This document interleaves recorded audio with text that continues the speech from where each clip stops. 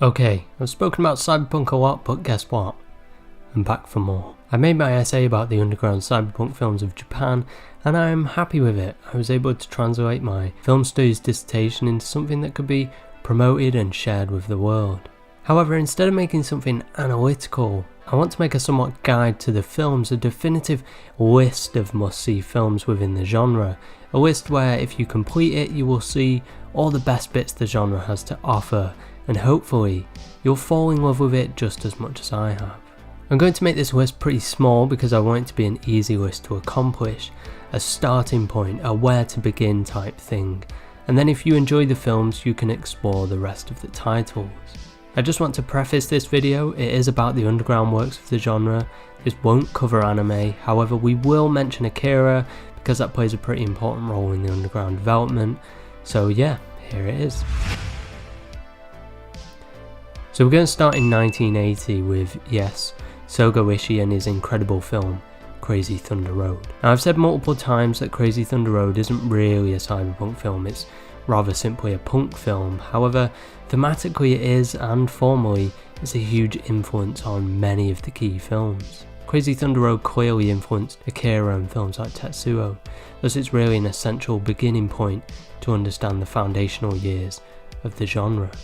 The entire character dynamics of Crazy Thunder Road basically formulates the basic character structure of Akira, and formal language developed here is the early development of the kinetic camera work that would go on to be the utilised filmmaking style by cyberpunk filmmakers. So I'd definitely start here as your beginning film. Then we go to 1982, this is where most of the key components of the genre really become defined. Sogo Ishii continues to develop the former style of the genre by creating a starkly punk production, Burst City. Again, this isn't specifically cyberpunk, or at least the classic defining tropes aren't all established yet, but this is the final formal building block. Camera and editing style is essentially what we see used in the genre.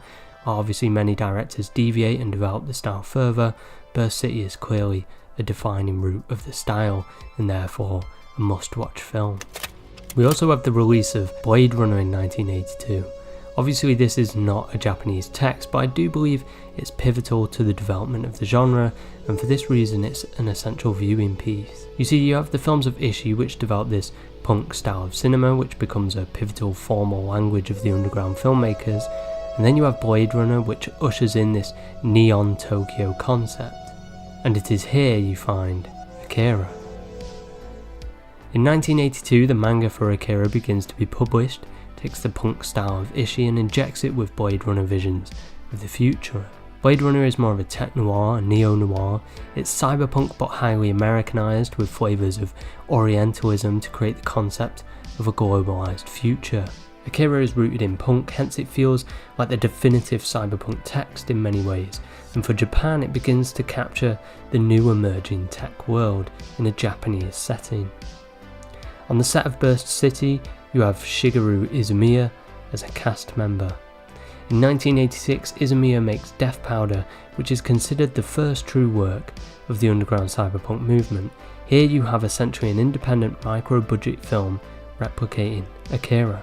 What I mean is that obviously it's not the same, but you have a film trying to blend the style of Ishii with science fiction, but unable to accomplish the high genre world of something like Akira, so the limitations create the more subtle genre pieces we get in the underground work.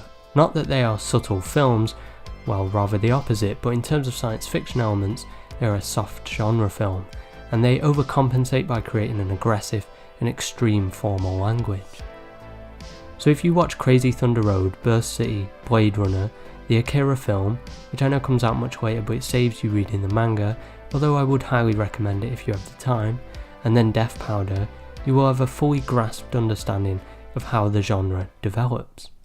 So now that we have the formative years of the timeline developed, let's now take a look at the definitive films during the peak of the genre. After Death Powder we have to go straight to Tetsuo the Iron Man in 1989.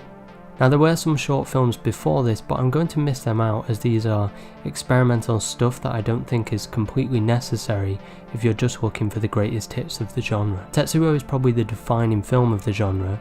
This is really the peak of it. The film represents everything the genre does. If you only ever watch one film from this area of cinema, then this is the one. Again, it creates a science fiction world created through DIY filmmaking that results in a loud and aggressive cinematic style, has elements of Akira, clearly, and also Ishii's work, yet is completely its own beast. It's a must-watch film. After that we go to the 90s. Here you find the work of Fuki, and out of his two feature films I would probably say Rubber's Lover is really the film that adds the most to the genre, as it seems to really push the work of his peers to its extreme conclusion.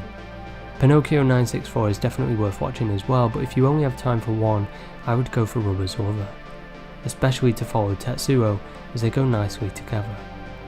Between these two films you will really see the height of the genre, and Rubber's Lover is really the last true film to be developed in the peak years of the genre. After this, the style begins to change. You could also watch Tetsuo 2 around this time, but I don't think that it's essential, again a film to explore beyond this list if you really like what you see. Now you see the genre begins to die out a little, and it begins shifting into new ideas. One film that captures this shift perfectly is Anatomy or Extinction. This film is really just a rip-off of Tetsuo, but it transitions the genre into a more bio-transhumanism element, where the metallic body transformations of Tetsuo are gone in favour of more traditional body horror. The film is very similar to Tetsuo in style though, so it still really fits into the cyberpunk mould, but it is clearly ushering in a new thematic concern for the style, one that is less focused on a technological future and more concerned with the human body. With these films, I believe you will have a good understanding of what the genre has to offer. I'm not stating that these are the best films of the genre, but I think these films best reflect what the genre has to offer from its beginning to its end. There are many more films to explore, from the short films of Fuki and Tsukamoto, films like Fullmetal Yakuza, Battle Heater, Android of Notre Dame and many others, but I think the films listed here is the best place to start. Thank you for watching guys, I hope you enjoyed this video. It was a little bit of a different video for me, it's a little less scripted than normal, because I'm trying to maybe make videos a little quicker and put out a little bit more content, so I'm thinking about doing a few videos like this, where they're a little less scripted and researched and stuff, and more kind of opinion based. So I hope you guys liked it. It's kind of a combination of everything that this channel's been for a while, and kind of a list of films to check out if you've really been looking at exploring the cyberpunk underground genre of Japan, and kind of go-to list of films where you'll see some of the real highlights and some of the foundational films, so you'll really understand how this style develops and how to kind of understand it, because it's such a vastly different style of film. Anyway, I hope you guys enjoyed it. Thanks for watching. Please like, comment and subscribe. I'll see you guys next time.